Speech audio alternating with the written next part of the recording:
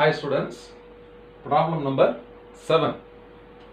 Calculate the acceleration of the bicycle of mass 25 kg as shown in the figures 1 and 2. In the first picture, in the second picture.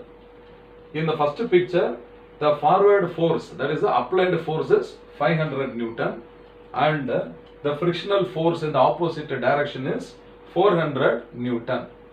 Upper, what is the net force? So the net force acting on the cycle, so this is equal to the forward force of 500 Newton minus the frictional force 400. So this is equal to 100 Newton. And the mass of the cycle is given as m is equal to 25 kg.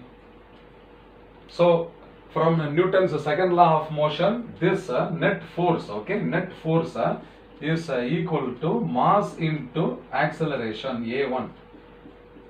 So the first picture la A1 is the acceleration எடுத்துக்கலாம். அப்ப this implies A1 is equal to what? F net divided by mass. So the net force is 100. அப்ப this is 100 divided by the mass is 25. Okay va? Therefore the acceleration A1 is equal to 100 by 25 is 4 meters per second square. This is the first picture la acceleration of the cycle is 4 meters per second square.